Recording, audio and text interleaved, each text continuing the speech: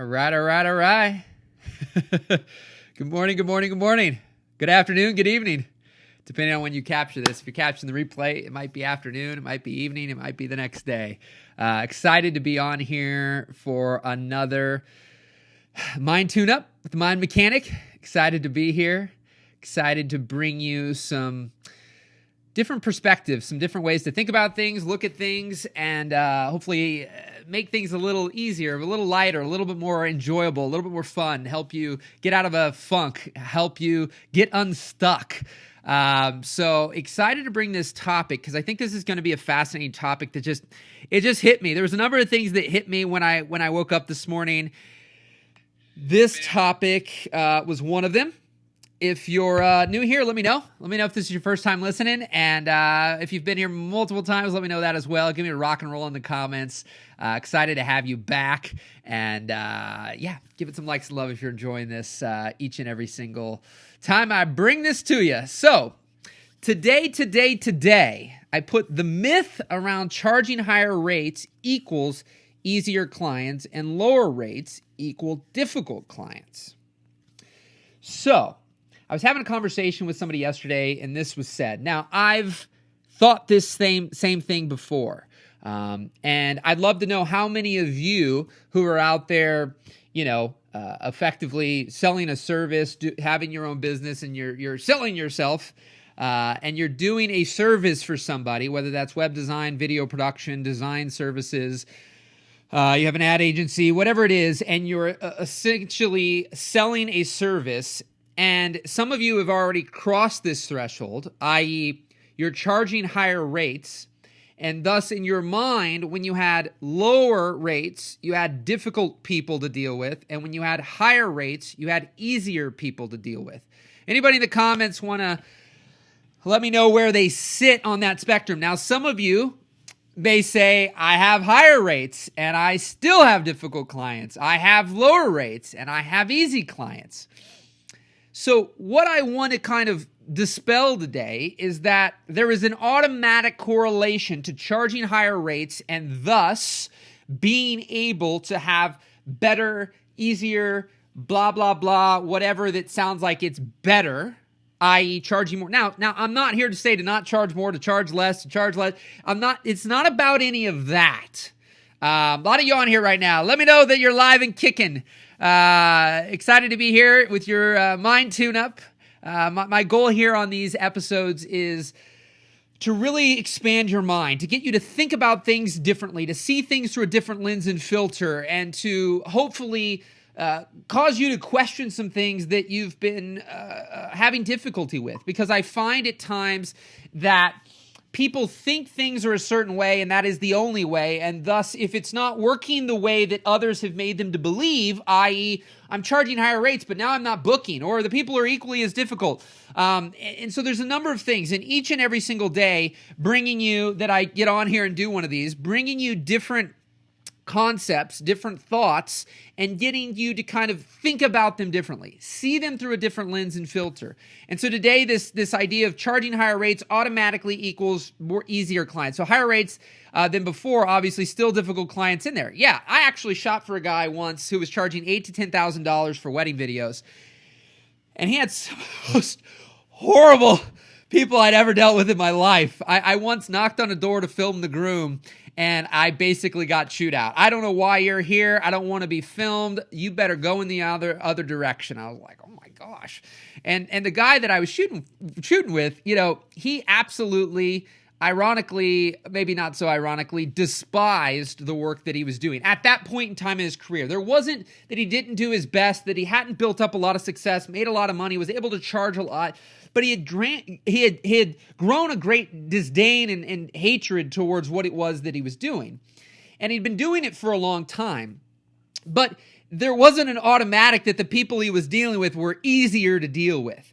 And what I told the person yesterday that I was talking to is that there are a lot of people who will kind of follow a natural progression.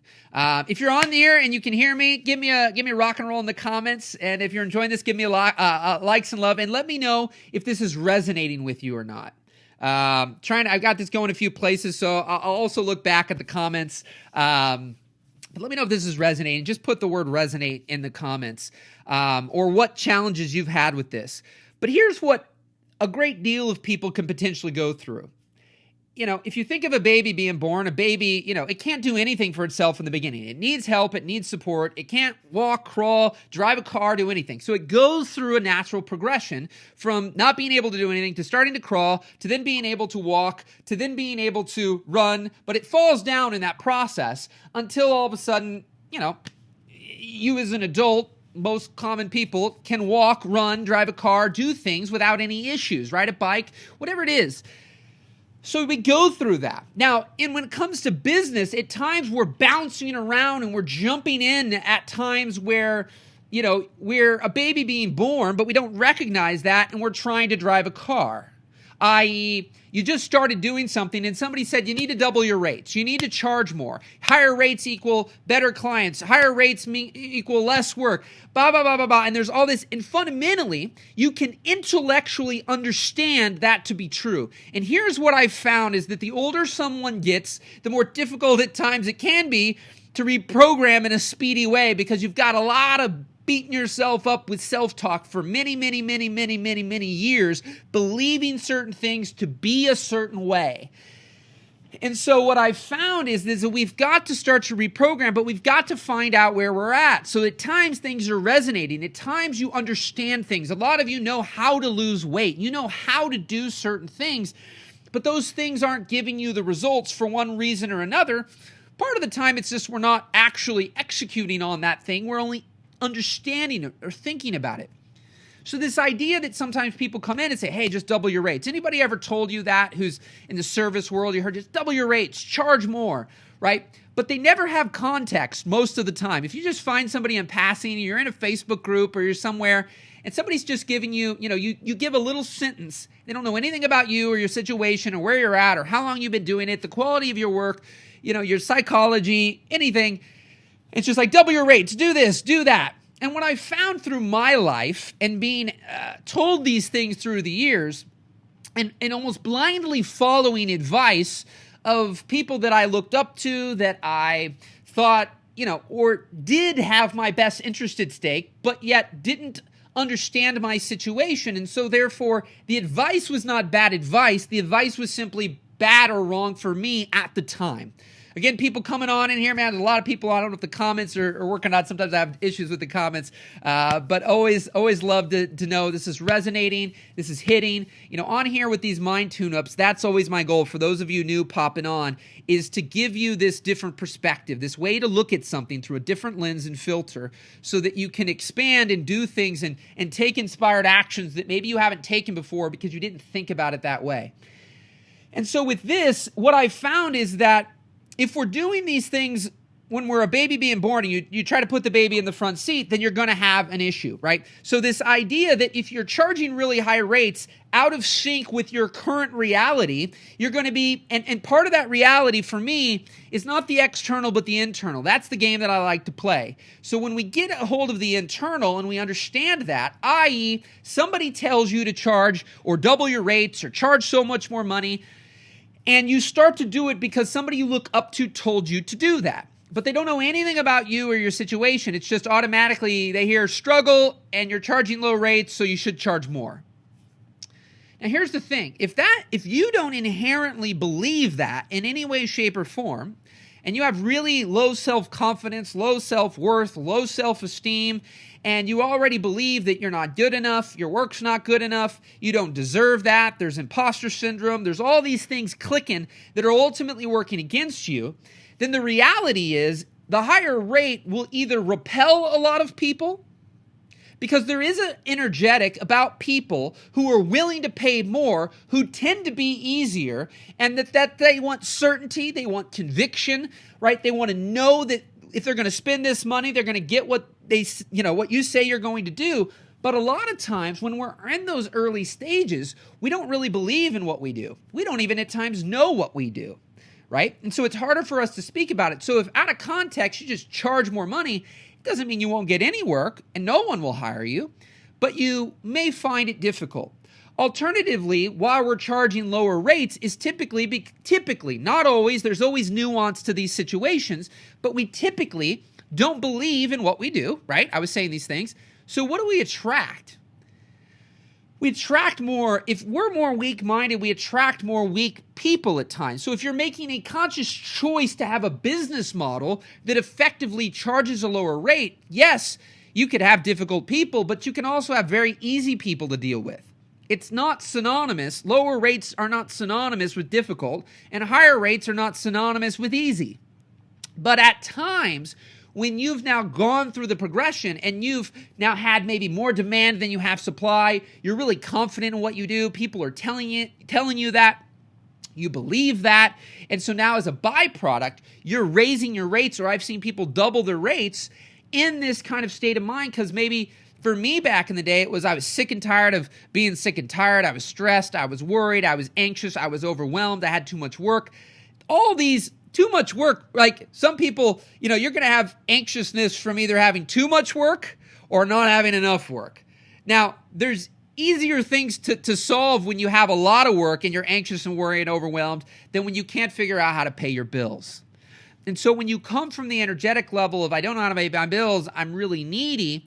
I mean, I've seen this in my intimate relationships, in my professional relationships. The more in need I am, the more I'm like, oh my God, I need this person and I got to knock, oh my God, this is the last opportunity on earth. If I don't get this opportunity, it's over, right? When I've had many coaches tell me that really hit the nail on the head is there is endless opportunity, right? The idea of making something a unicorn as if it'll never happen again and there's nothing like this in existence inevitably starts to repel that person. I've seen many times when people don't want something, right? You see this in relationships in school. Why do they want the bad boy? The bad boy acts like he doesn't care. Now the nuances in this is to not care, not to be an ass, not to not give a shit, but to be 100% committed while being 100% unattached. It's a powerful distinction that I found in my life, to be able to be committed while simultaneously unattached. So I'm committed to doing my absolute best for you, right? Or right now, I've had to practice, but being 100% committed to this live, those listening, everyone who is on here right now, and being able to penetrate into your mind and being able to help you expand it, think different, help you release the tension, the stress, the anxiety, the worry, the frustration, and to feel some ease, right? To release that pressure.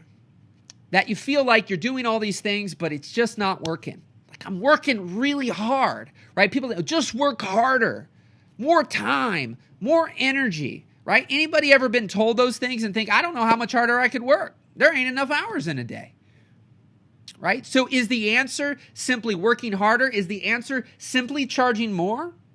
And that's why for me, in the work I do with people, one-on-one, and if any of you, if this resonates, something that I got inspired today to do on my bike ride, I usually try to have, most days I ride my bike when it's nice weather. I got inspired because there's a line that I say, because this is really the work I do. So I do this. This is to inspire, to get people's wheels spinning, and just to be of service. Because for me, this is something I've practiced a lot, I've done a lot, and I feel great about doing it and giving unconditionally to those who listen. Now, my main work that I do is one-on-one. And that work, I say, when I hear you, I can help you. Because what I find is I listen for language. I listen for nuance in one's voice. I listen for lack of excitement, enthusiasm. I listen for all these things, and there's things I can hear and can reflect back that you didn't even know, that you didn't even think about. So I do this with a thing called Voxer. I'm not going to get deep into it, but if anybody would like one freaking firecracker, mind tune-up, jumpstart audio from me, then I suggest you click on my name here and go and send me a message. And then we'll take it from there. I just want to hear a little bit from you, and I'll give you some fire. I just wanted to do that today to give back on here, to give people a little taste of what the when I hear you, I can help you really is in conjunction with the messages and things on here. Because Stefan Boxlo Gonzalez, what a name, man. Awesome. I think it goes ups and downs sometimes. You get clients that are complicated and sometimes they aren't. At the same time, you learn to charge them accordingly. Okay, fantastic. And this is where I love questions and I love thoughts. And I'm glad, Stephen, you brought this up.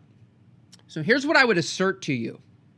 Rather than think that it's random and has it's not of your control, and right, you just randomly get some great clients that are easy to deal with, and sometimes you get super difficult clients, and you charge them accordingly, right? Anybody can relate to that, this idea that I have no control over what kind of clients, and it really feels like it doesn't matter what I pay or what I charge or what I do. I just have people that are difficult.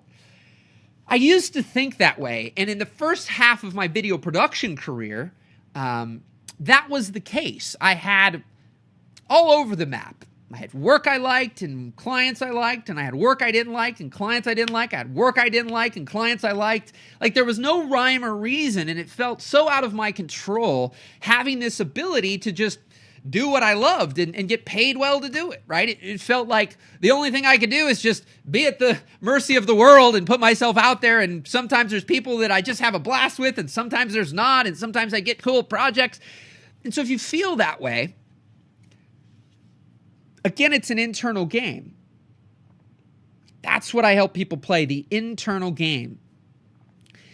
And so what I've found is that much like I've seen people take advantage of me all the time. They just call me anytime, day or night, and blah, blah, blah, blah, blah. And it's like, they expect me to return their calls at 11 o'clock at night. My question is, how much do we do these things? How much are you working on expectation with people? How much are you creating a client? How much are you creating the work that you're doing, who you work with? I see my wife, between her 2 Etsy accounts right now, I think has sold something like 700-800 items. And I would game to estimate that she's had less than 10 to 20 issues with people where they're complaining about something and it's a difficult person. Yet I've seen her every once in a while and then she stops following them because there's a dissonance with this kind of thinking for her. She's followed some people here and there on Instagram that every client they have is a pain in the ass. Oh, this happened to... Guess what, everybody? Guess what? These people, they're so difficult. It's so horrible. I get all these difficult people all the time. I just do not understand. And there's this whole thing, blah, blah, blah, blah, blah, right? So we're just complaining. Everybody, Jason Bates, what's up? So everybody's difficult. I'm like, man, that's amazing how everyone is difficult. And what I found, 50 comments just came in. I guess the comment thing just started to work. And so it's fascinating because my wife doesn't have that, but yet I see other people do. So what is the difference? Well, the interesting thing to me is this person speaks about difficult people. It's as if that's all that they see and it's all that they experience. It's what they're focused on. So for me in my life, the first half of my video production career, I coach full time now, retired this year from video production, but my first half of my video career was random. My second half of my career, same as my wife. 90+% of the people I worked with, regardless of what I was getting paid, were a blast. But I was very certain on a lot of things. What I did, who I did it with, how I did it, when I did it. Right now, I have coaching clients right now. No issues with people being pissed off at me because I don't respond to them at midnight, right? Nobody upset with me because I don't respond to them on the weekend. Nobody upset with me because I don't respond to them in the morning. Because I've set these expectations. I've had people saying the things about the evening. It's because you do not create any boundaries. Most people will respect people's boundaries if you bring them up and you have reasons for them. Because a lot of people wish they had the ability to do that themselves. And so for me, having that ability to set these boundaries for my life to know, here's when I do this, here's when I do that. And there's gaps, and I break my own rules. I'm not steadfast to it to a T. If anything, I'm inconsistently consistent, right? I brought that up yesterday, being consistent with something while at times being inconsistent. So I don't 7 a.m. every day, ride my bike, right? I don't have a lot of regimented things where at an exact time and day, every single day I do something. I have a few things like that, but not many. Because in my life, that's what works for me, right? So I've designed my life in most aspects to be able to do the things I want to do with people I want to do it with. And so it's no longer I'm at the mercy of the world and it's uncontrollable and I have no idea what is going to happen every day. I don't have any idea what's going to happen every day, but I do know that I can manage myself. I'm seeing managed boundaries are awesome. My most difficult client ever was a really small business in art school. My second most difficult client was a huge global brand. Everyone else has been great. Yeah, so I don't know what the price is there. Yolanta's saying, but the reality is, right, huge ends of the spectrum. Really small business, really big business, right? So no correlation for those of you coming in late. If you get on here, I kind of, I probably get through my main topic and then I go off on different things based on what is coming up in the comments. So that's where I am right now. I feel you. You learn how to get there over time. Yeah, and what I want to assert is that we can speed this process up. Some of the people I've been working with recently were saying things as if they thought it was going to take 5 and 10 years to make certain shifts or to have certain things happen, and it was someday off in the distant future. What I find is that we can make decisions now, we can intellectually understand it now, and then we have to start practicing.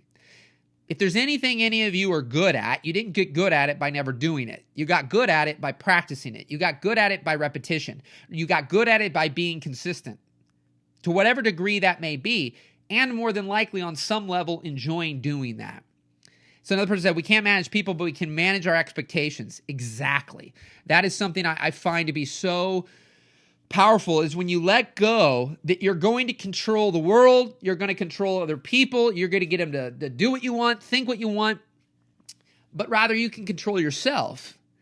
You can control how you think, how you interpret things, the meanings you give things, whether you allow things to affect you. And I'm working on my master's in, I wonder who that is. And this one thing I'm looking at, I see comments from different places, so I see Facebook user and it doesn't tell me name.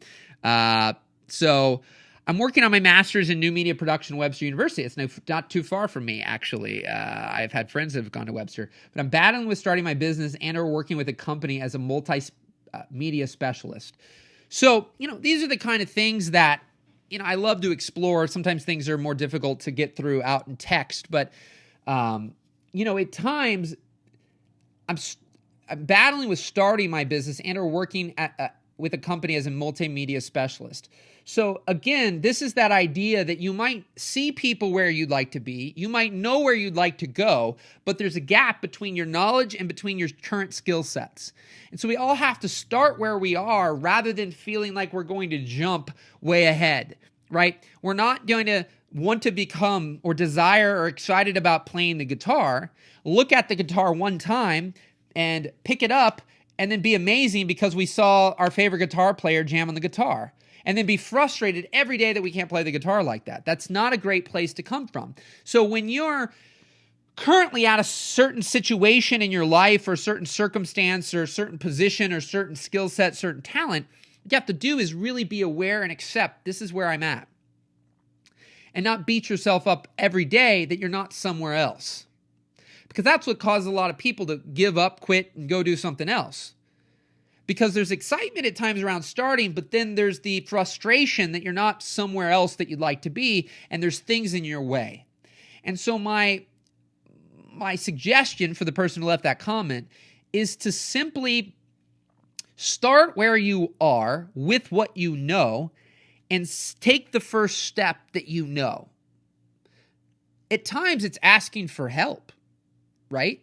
Because a great mentor, a great coach, a great somebody who's able to provide wisdom can cut years and decades off of what it is that you're trying to do, right? So I helped a guy who sent me a message, not too long ago, who was talking in a very depressed state, low energetic state, and had seen my live and said, how Could I have, well, let me demonstrate. This is not to shame the person, but for any of you who can relate, if you're not feeling very motivated or excited or enthusiastic about things right now, and you're figuring out 50, real quick. So 50 to 60K per project is a very magical number. Thus far, every six-figure job equals six-figure headaches. So that's your reality right now, right? The person who left that comment, that's your reality. Six-figure job equals six-figure headaches. So how many six-figure jobs will you seek out if a six-figure job equals a six-figure headache, right? I've said this before where I had a guy that I asked if, he wanted more business. He wanted more clients. Now, this is where I like the inner game and the inner work, because we can think it's a tactic or a strategy or something external, but at times we know exactly what to do, but why aren't we doing it? And here's what I found. I asked, well, if I could give you 2 more clients identical to the 2 clients that you already have, how would that make you feel? And he wasn't like, I'd be pumped. That'd be amazing. That'd be super exciting. Instead, he kind of, and the answer was really, no, I wouldn't be excited by that, right? So if you look into that, right, do they all need to be difficult? I'm going to give you something I learned from Tim Ferriss many moons ago. If you're enjoying this, give some likes and love. You can go to takemia.com if you want to learn more about me or my story. You can go to and that's my audiobook there, and it's free to download. And then themindmechanic.net. And also just send me a message. I was saying my line's always, when I hear you, I can help you. And so I'm doing a little special something with some people right now. It's totally free of charge, just to send a little nugget to people to really expand for you specifically. So that idea, fortunate they seek us out. So now how do we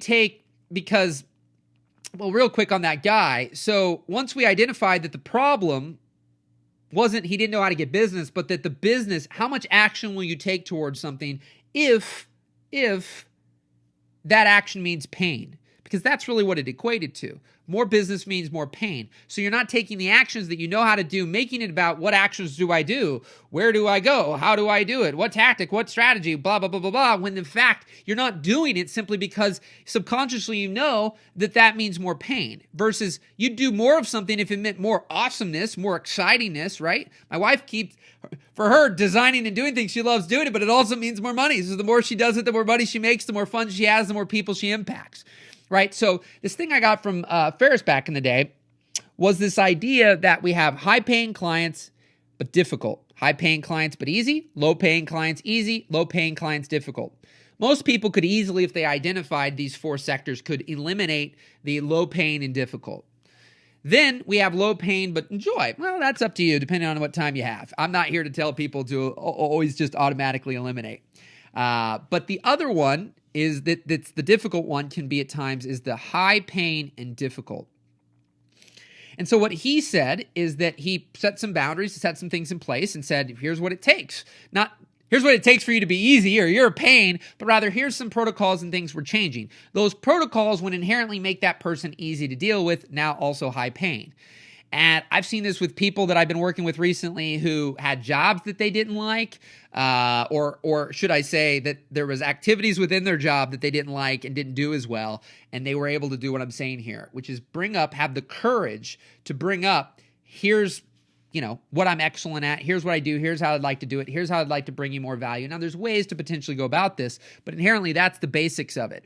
And then when we do that, it's amazing what can happen. For him, when he did that, with the business thing, it was like some of them said, screw you, and we're not working with you anymore. And some were like, hell yes, this is great, right? And so, and then they became easy. At times, if you're wanting to give up, then why not take a chance, right? You have nothing to lose. You almost never have nothing to lose anyways, on certain levels. We think we do. But what I've seen is people who remove the negative, remove the stress, remove the baggage, remove the weight that they're carrying with them from their past, they become lighter, they become more excited, enthusiastic, and motivated, and take more inspired actions, and thus get more incredible results, and their businesses and their life just grow exponentially because you've removed that tension and that stress. So anywho, God dang, God diggity dang. How are we doing here, everybody? If you've enjoyed this, give us some likes and love. I hope this has resonated with all of you today. Leave a big resonate in the comments if it has. Let me know in the comments if you'd like a little mind tune-up audio from me. Make it real simple. Just send me a message on the old Facebook. And I hope you've enjoyed this. I try to do these Monday, Tuesday, Thursday, Friday. These little morning mind tune-ups, at least my time, it's between about 9 and 11 Central Standard Time. I'm jumping on here and essentially just giving perspective, thoughts, motivation. I coach full-time, one-on-one, and I love what I do and who I get to do it with. And my line is, when I hear you, I can help you.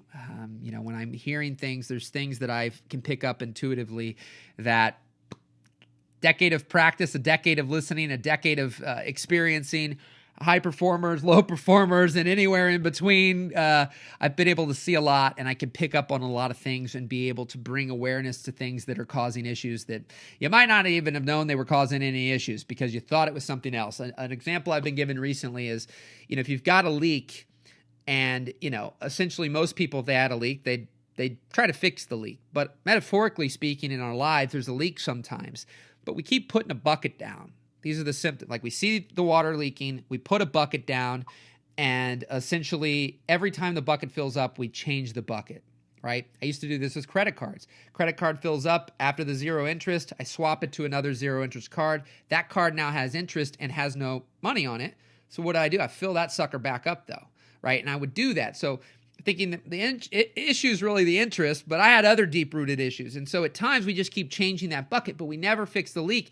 And at times we don't know what that leak is. And so I've been helping people find that leak. We find that leak, we fix that thing, and then we just continue to grow. Because at times we intellectually understand things, but we really don't embody those things. And so, rock and roll. Great one today. Try to keep these about a half hour. And then on every Wednesday, I do a Zoom session where I do some one-on-one publicly for free for about an hour, hour and a half. And you can register for those. Send me a link, and I'll send you the link to that if you'd like to join in on one of those. They're kind of first come, first serve, but these are my ways of giving back. The rest of my time I spend with my wife and, learning and growing and coaching the incredible people that I get to coach one-on-one. So I hope that all makes sense, my friends. I hope you found this valuable. And that's it. Rock and roll. Mind Mechanic, themindmechanic.net, takemia.com. Your morning mind tune-up. Rock and roll, my friends. Take care.